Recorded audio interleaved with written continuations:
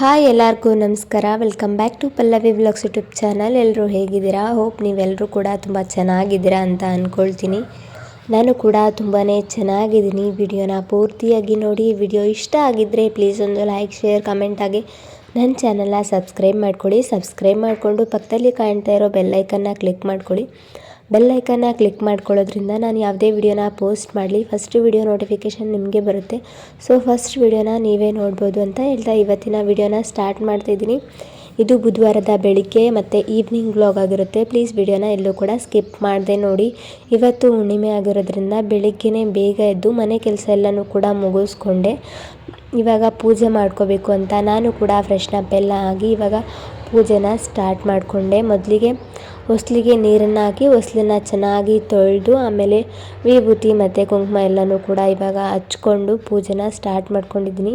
ಪೂಜೆ ಮಾಡ್ಕೊಳ್ಳೋಷ್ಟರಲ್ಲಿ 9 ಗಂಟೆ ಆಗೋಗಿತ್ತು. 9 ಗಂಟೆಗೇ ಎಷ್ಟು ಬಿಸಿಲಿದೆ, ಚೆನ್ನಾಗಿ ಬಿಸಿಲು ಬಿದ್ದಿತ್ತು. 9 ಗಂಟೆಗೇ ಒಂದು ಮಧ್ಯಾಹ್ನ ಆಗಿರೋ ಥರ ಬಿಸಿಲಿತ್ತು. ಪೂಜೆ ಎಲ್ಲನೂ ಕೂಡ ಮುಗಿಸ್ಕೊಂಡು ನಾನು ತಲೆ ಸ್ನಾನ ಮಾಡಿದ್ದೆ ಅಲ್ವಾ, ಹಾಗೆ ಕಟ್ಕೊಂಡ್ರೆ ನನ್ನ ತಲೆ ನೋವು ಬರುತ್ತೆ ಅಂತ ಹೇಳಿ ನನಗೆ ತಲೆನೋವು ಬರುತ್ತೆ ಹಾಗೆ ಕಟ್ಕೊಂಡ್ರೆ. ಅದಕ್ಕೇ ಕೂದಲನ್ನು ಸ್ವಲ್ಪ ಹೊತ್ತು ಬಿಸಿಲಿಗೆ ನಿಂತ್ಕೊಂಡು ಚೆನ್ನಾಗಿ ಒಣಗಿಸ್ಕೊತಿದ್ದೀನಿ. ಜಾಸ್ತಿ ಹೊತ್ತು ಏನು ಒಣಗಿಸ್ಕೊಳ್ಳೋಕೆ ಹೋಗಲಿಲ್ಲ. ಒಂದು 2-3 ನಿಮಿಷ ಅಷ್ಟೇ ಬಿಸಿಲಿಗೆ ಎಲ್ಲನೂ ಕೂಡ ಜಾಡಿಸ್ಕೊಂಡು ಇವಾಗ ಮನೇಲಿ ಕ್ಯಾರೆಟ್ ಮತ್ತು ಬೀಟ್ರೂಟ್ ಇತ್ತು. ಇದರ ಕ್ಯೂಬ್ಸ್ ಮಾಡಿ ಇಟ್ಕೊಳ್ಳೋಣ. ಡೈಲಿ ಬೆಳಗ್ಗೆ ಕ್ಯೂಬ್ಸ್ಗೆ ಸ್ವಲ್ಪ ಬಿಸಿನೀರು ಹಾಕ್ಕೊಂಡು ಜ್ಯೂಸ್ ಕುಡಿಲಿಕ್ಕೆ ಬರುತ್ತೆ, ಅಂದರೆ ಡಿಟಾಕ್ಸ್ ವಾಟರ್ ಥರ ಅಂತ ಹೇಳಿ ಇವಾಗ ಐಸ್ ಕ್ಯೂಬ್ಸ್ನ ಮಾಡ್ಕೊಳ್ಳೋದಕ್ಕೆ ಎಲ್ಲನೂ ಕೂಡ ರೆಡಿ ಮಾಡ್ಕೊತಿದ್ದೀನಿ. ಇದಕ್ಕೇ ಒಂದು ಬೀಟ್ರೂಟ್ನ ತೊಗೊಂಡಿದ್ದೀನಿ, ಸ್ವಲ್ಪ ಶುಂಠಿ, ಇಷ್ಟು ಶುಂಠಿನೂ ಹಾಕಲ್ಲ, ಇದರಲ್ಲಿ ಸ್ವಲ್ಪ ಅರ್ಧ ಮಾತ್ರ ಹಾಕ್ಕೊತೀನಿ. ಅರ್ಧ ಶುಂಠಿನ ಕಟ್ ಮಾಡಿಕೊಂಡು ಸೈಡಲ್ಲಿ ಎತ್ತಿಟ್ಕೊಂಡಿದ್ದೀನಿ. ಹಾಗೆ ಅರ್ಧ ಹೋಳು ಮಾತ್ರ ನಿಂಬೆಹಣ್ಣಿನ ತೊಗೊಂಡಿದ್ದೀನಿ. ಹಾಗೆಯೇ ಕ್ಯಾರೆಟ್ನ ತುರ್ಕೊತಿದ್ದೀನಿ, ಅಂದರೆ ಮೇಲಿರೋ ಸಿಪ್ಪೆನ ತಕ್ಕೊಳ್ತಿದ್ದೀನಿ. ಕ್ಯಾರೆಟ್ ತೊಗೊಂಡು ಒಂದು ವೀಕ್ ಆಯಿತು. ನಾನು ಊರಿಗೆ ಹೋಗಬೇಕಾದ್ರೆ ತೊಗೊಂಡು ಇಟ್ಟೋಗಿದ್ದೆ, ಏನಾದರೂ ಮಾಡ್ಕೊಳ್ಳೋಣ ಅಂತ. ಸಡನ್ನಾಗಿ ಊರಿಗೆ ಹೋಗೋ ಪ್ಲ್ಯಾನ್ ಬಂತು, ಅದಕ್ಕೇ ಹಂಗೆ ಇಟ್ಕೊಂಡು ಹೋಗಿದ್ದೆ. ಸ್ವಲ್ಪ ಮೆತ್ತಗಾಗಿದೆ, ಅದಕ್ಕೇ ಅದ್ರ ಮೇಲಿರೋ ಸಿಪ್ಪೆನ ತಕ್ಕೊತಿದ್ದೀನಿ. ಹಾಗೆ ಬೀಟ್ರೂಟ್ನೂ ಕೂಡ ಅದ್ರ ಮೇಲಿರೋ ಸಿಪ್ಪೆನೆಲ್ಲನೂ ಕೂಡ ತಕ್ಕೊಂಡು ಸ್ವಲ್ಪ ಕಟ್ ಮಾಡಿಕೊಂಡೆ. ಇವಾಗ ಪೂರ್ತಿಯಾಗಿ ಒಂದು ಚಿಕ್ಕದಾಗಿ ಮೀಡಿಯಮ್ ಸೈಜಲ್ಲಿ ಇವಾಗ ಕ್ಯಾರೆಟ್ ಮತ್ತು ಬೀಟ್ರೂಟ್ನೂ ಕೂಡ ಚೆನ್ನಾಗಿ ಕಟ್ ಮಾಡ್ಕೊತಿದ್ದೀನಿ. ಮೀಡಿಯಮ್ ಸೈಜಲ್ಲಿ ಕಟ್ ಮಾಡಿಕೊಂಡ್ರೆ ಆಯಿತು. ಮಿಕ್ಸಿಗೆ ಹಾಕ್ತೀವಲ್ವ, ಹೇಗಾದರೂ ಅದು ಪ್ಯೂರಿ ಆಗುತ್ತೆ. ಇವಾಗ ಕ್ಯಾರೆಟ್ನೂ ಕೂಡ ಚೆನ್ನಾಗಿ ಕಟ್ ಮಾಡ್ಕೊತಿದ್ದೀನಿ, ಇದನ್ನು ಕೂಡ ಮೀಡಿಯಮ್ ಸೈಜಲ್ಲಿ.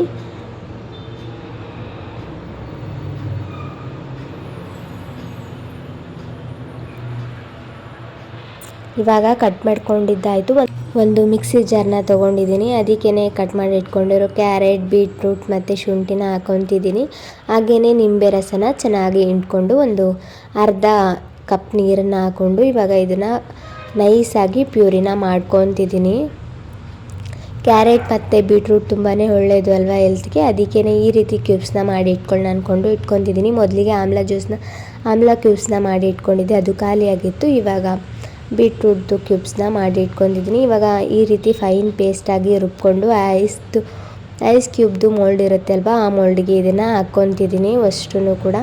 ಹಾಗೆಯೇ ಸ್ವಲ್ಪ ಇದು ಬೀಟ್ರೂಟ್ ಪ್ಯೂರಿ ಉಳಿದ್ಬಿಟ್ಟಿತ್ತು, ಅದಕ್ಕೇ ಇದು ಚಿಕ್ಕ ಕಪ್ ಇರುತ್ತೆ ಅಲ್ವ ಪ್ಲಾಸ್ಟಿಕ್ದು, ಹೋಟೆಲ್ಗಳಲ್ಲೆಲ್ಲ ಟೀ ಕೊಡ್ತಾರೆ ಅಲ್ವಾ, ಅದರಲ್ಲಿ ಅದು ಸ್ವಲ್ಪ ಪ್ಯೂರಿ ಉಳಿದಿತ್ತು ಅಂತ ಇದರಲ್ಲಿ ಹಾಕಿ ಅದನ್ನು ಕೂಡ ಎಲ್ಲನೂ ಕೂಡ ಫ್ರೀಝರಲ್ಲಿ ಸ್ಟೋರ್ ಮಾಡ್ಕೊಂಡಿದ್ದೀನಿ. ನಾಳೆ ವಿಡಿಯೋದಲ್ಲಿ ಕ್ಯೂಬ್ಸ್ ಯಾವ ರೀತಿ ರೆಡಿಯಾಗಿದೆ ಅದನ್ನು ಹೇಗೆ ತೊಗೊಳ್ಬೇಕು ಅಂತ ಶೇರ್ ಮಾಡ್ತೀನಿ. ಹಾಗೆ ಈವ್ನಿಂಗ್ ಬ್ಲಾಗ್ನ ಕಂಟಿನ್ಯೂ ಮಾಡಿದೆ. ಸ್ವಲ್ಪ ತರಕಾರಿ ಖಾಲಿಯಾಗಿತ್ತು, ಹಾಗೆ ಮನೆ ಹತ್ರ ಸ್ವಲ್ಪ ತರಕಾರಿ ಬಂದಿತ್ತು ಅಲ್ವಾ, ಅದಕ್ಕೇ ಏನೇನಿತ್ತು ಅದನ್ನೆಲ್ಲನೂ ಕೂಡ ತೊಗೊಂಡೆ. ಜಾಸ್ತಿ ತೊಗೊಳಕ್ಕೆ ಹೋಗಲಿಲ್ಲ, ಮತ್ತು ನಾಳೆ ಬಿಟ್ಟು ನಾಡ್ದು ಬರ್ತಾರೆ, ಆವಾಗ ಏನು ಬೇಕು ಅದನ್ನು ತೊಗೊಂಡ್ರೆ ಆಯಿತು ಅಂತ ಸ್ವಲ್ಪನೇ ತರಕಾರಿನ ತೊಗೊಂಡು ಅದನ್ನು ಎಲ್ಲನೂ ಕೂಡ ಫ್ರಿಜ್ಜಲ್ಲಿ ಸ್ಟೋರ್ ಮಾಡಿಕೊಂಡು ಇನ್ನು ನೈಟ್ ಡಿನ್ನರ್ಗೆ ಅಂತ ಹೇಳಿ ಬೀಟ್ರೂಟ್ ಚಪಾತಿ ಮಾಡಿ ಸೋಯಾ ಚಂಕ್ಸ್ ಕರಿ ಮಾಡ್ಕೊಂಡು ಅಂದ್ಕೊಂಡು ರೆಡಿ ಮಾಡಿಕೊಂಡೆ. ಇದಕ್ಕೆ ಸ್ವಲ್ಪ ಕಾಯಿ ಇರುತ್ತೆ ಅಲ್ವಾ, ಅದು ಫ್ರೀಝರಲ್ಲಿ ಇಟ್ಕೊಂಡಿದ್ದೆ. ಅದರ ಸಿಪ್ಪೆ ಎಲ್ಲ ಚೆನ್ನಾಗಿ ಈಸಿಯಾಗಿ ಬಿಡಿಸ್ಕೊಳ್ಳೋಕೆ ಬರುತ್ತೆ.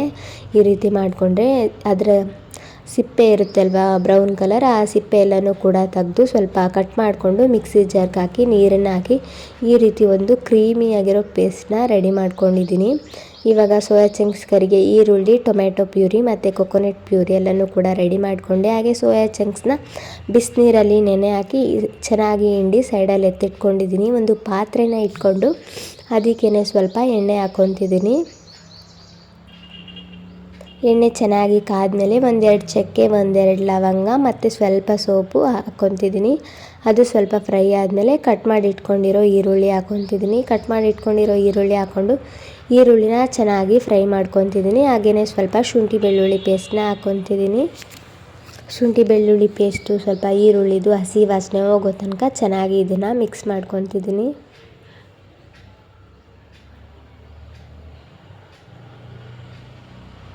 ಇವಾಗ ಟೊಮೆಟೊನ ಪ್ಯೂರಿ ಮಾಡಿ ಇಟ್ಕೊಂಡಿದ್ದೆ. ನಾನು 3 ಟೊಮೆಟೊನ ಹಾಕ್ಕೊಂಡು ಪ್ಯೂರಿ ಮಾಡ್ಕೊಂಡಿದ್ದೀನಿ. ಅದರ ವಿಡಿಯೋ ಏನೂ ಮಾಡ್ಕೊಂಡಿಲ್ಲ. ಟೊಮೆಟೊ ಪ್ಯೂರಿನ ಹಾಕ್ಕೊಂಡು ಚೆನ್ನಾಗಿ ಫ್ರೈ ಮಾಡ್ಕೋಬೇಕು. ಇವಾಗ ಮೊದಲಿಗೆ ಬಿಸಿನೀರಲ್ಲಿ ಸೋಯಾ ಚಂಕ್ಸ್ನ ನೆನೆಸಿ ಚೆನ್ನಾಗಿ ಹಿಂಡಿರೋ ಸೋಯಾ ಚಂಕ್ಸ್ನ ಹಾಕ್ಕೊಂಡೆ. ಹಾಗೆ ರುಚಿಗೆ ತಕ್ಕಷ್ಟು ಉಪ್ಪನ್ನು ಹಾಕ್ಕೊತಿದ್ದೀನಿ. ಸ್ವಲ್ಪ ಅರಿಶಿನ ಪುಡಿ ಹಾಕ್ಕೊತಿದ್ದೀನಿ. ಹಾಗೆ ಒಂದು ಅರ್ಧ ಟೇಬಲ್ ಸ್ಪೂನ್ ಖಾರದ ಪುಡಿ, ಸ್ವಲ್ಪ ಗರಂ ಮಸಾಲ ಹಾಕ್ಕೊಂಡು ಚೆನ್ನಾಗಿ ಇದನ್ನು ಇನ್ನೂ ಒಂದು ಸಲ ಮಿಕ್ಸ್ ಮಾಡ್ಕೋಬೇಕು.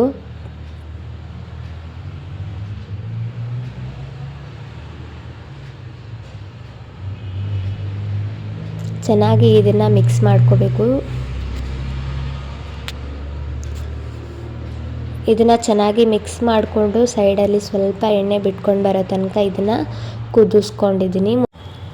ಇವಾಗ ಇದಕ್ಕೆ ಕೊಕೊನಟ್ ಪ್ಯೂರಿ ಮಾಡಿ ಇಟ್ಕೊಂಡಿದ್ದೆ ಅಲ್ವಾ, ಆ ಕೊಕೊನಟ್ ಪ್ಯೂರಿನ ಹಾಕ್ಕೊಂಡು ಇನ್ನೂ ಒಂದು ಸಲ ಇದನ್ನು ಚೆನ್ನಾಗಿ ಮಿಕ್ಸ್ ಮಾಡ್ಕೊತಿದ್ದೀನಿ.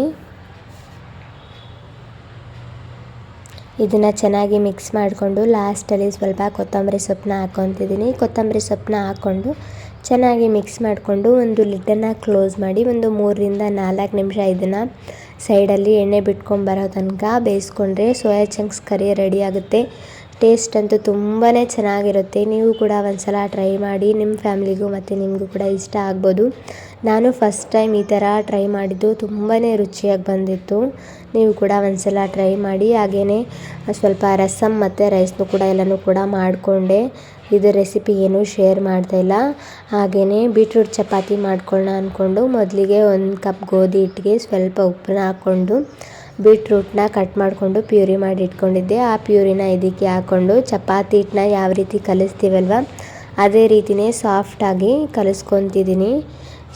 ಲಾಸ್ಟಲ್ಲಿ ಸ್ವಲ್ಪ ಎಣ್ಣೆ ಹಾಕ್ಕೊಂಡು ಚೆನ್ನಾಗಿ ಮಿಜ್ಜಿ ಒಂದು 10 ನಿಮಿಷ ರೆಸ್ಟಿಗೆ ಬಿಟ್ಟು 10 ನಿಮಿಷ ಆದಮೇಲೆ ನಾರ್ಮಲಾಗಿ ನಾವು ಚಪಾತಿನ ಯಾವ ಥರ ಮಾಡ್ತೀವಲ್ವ ಅದೇ ರೀತಿಯೇ ಮಾಡ್ಕೋಬೇಕು. ಈ ಬೀಟ್ರೂಟ್ ಚಪಾತಿ ಕೂಡ ತುಂಬಾ ಚೆನ್ನಾಗಿರುತ್ತೆ. ನಮ್ಮ ಹೆಲ್ತ್ಗೂ ಕೂಡ ತುಂಬಾ ಒಳ್ಳೆಯದು ಬೀಟ್ರೂಟ್ ಚಪಾತಿ. ಇವಾಗ ಬೀಟ್ರೂಟ್ನ ಹಿಟ್ಟನ್ನ ಒಂದು 10 ನಿಮಿಷ ನೆನೆಲಿಕ್ಕೆ ಇಟ್ಕೊಂಡಿದ್ದೆ. 10 ನಿಮಿಷ ನೆಂದಿದೆ. ಇವಾಗ ಈ ರೀತಿ ಉಳ್ಳಿನ ಮಾಡಿ ಇಟ್ಕೊಂಡು ಇವಾಗ ಲಟ್ಟಿಸ್ಕೊತಿದ್ದೀನಿ. 2 ಕಡೆನೂ ಕೂಡ ಸ್ವಲ್ಪ ಸ್ವಲ್ಪನೇ ಹಿಟ್ಟನ್ನ ಹಚ್ಕೊಂಡು ಲಟ್ಟಿಸ್ಕೊತಿದ್ದೀನಿ. ಸ್ವಲ್ಪ ಹಿಟ್ಟಿಗೆ ಜಾಸ್ತಿ ಬೀಟ್ರೂಟ್ ಪ್ಯೂರಿ ಆಗಿಬಿಡ್ತು. ನಾನು ಹಂಗೇ ಆಗಿಬಿಟ್ಟೆ. ಅದಕ್ಕೆ ಸ್ವಲ್ಪ ಹಿಟ್ಟು ಮೆತ್ತಗಾಗಿತ್ತು. ಏನಿಲ್ಲ, ಆರಾಮಾಗಿ ಸ್ವಲ್ಪ ತಾಳ್ಮೆಯಿಂದ ಲಟ್ಟಿಸ್ಕೊಂಡ್ರೆ ಏನೂ ಕೂಡ ಆಗಲ್ಲ. ಇವಾಗ ಬೀಟ್ರೂಟ್ನ ಚಪಾತಿ ಎಲ್ಲನೂ ಕೂಡ ಮಾಡಿಕೊಂಡು ಎಣ್ಣೆಲಿ ಹಾಕ್ಕೊಂಡು ಹುರ್ಕೊಂಡೆ. ಹಾಗೆ ಸ್ವಲ್ಪ ಹಸಿಮೆಣಸಿನ್ಕಾಯಿ ಉರಿಬೇಕು ಅಂತ ಅದನ್ನು ಕೂಡ ಹುರ್ಕೊಂಡೆ. ಇವಾಗ ಡಿನ್ನರ್ನ ಸರ್ವ್ ಮಾಡ್ತಾಯಿದ್ದೀನಿ. ಮೊದಲಿಗೆ ಚಪಾತಿನ ಸರ್ವ್ ಮಾಡಿ ಆಮೇಲೆ ಸೋಯಾ ಚಂಕ್ಸ್ ಕರಿ ಮತ್ತು ರೈಸ್ ಮತ್ತು ರಸಮ್ ಹಾಗೆ ಮೆಣಸಿನ್ಕಾಯಿ. ನೀವು ಕೂಡ ಸೋಯಾ ಚಂಕ್ಸ್ ಕರಿ ಮತ್ತು ಬೀಟ್ರೂಟ್ ಚಪಾತಿನ ಒಂದು ಸಲ ಟ್ರೈ ಮಾಡಿ. ನಿಮಗೂ ಕೂಡ ಇಷ್ಟ ಆಗ್ಬೋದು. ಹಾಗೆಯೇ ಈ ವ್ಲಾಗ್ನ ಇಲ್ಲಿಗೆ ಎಂಡ್ ಮಾಡ್ತಾಯಿದ್ದೀನಿ. ಕೊನೆ ತನಕ ಯಾರೆಲ್ಲ ವಿಡಿಯೋ ನೋಡಿದ್ದೀರಾ thank you so much. Please ಒಂದು ಲೈಕ್, ಶೇರ್, ಕಮೆಂಟ್ ಆಗಿ ನನ್ನ ಚಾನಲ್ನ ಸಬ್ಸ್ಕ್ರೈಬ್ ಮಾಡ್ಕೊಳ್ಳಿ. ಸಿಗ್ತೀನಿ ನೆಕ್ಸ್ಟ್ ವ್ಲಾಗಲ್ಲಿ. Thank you.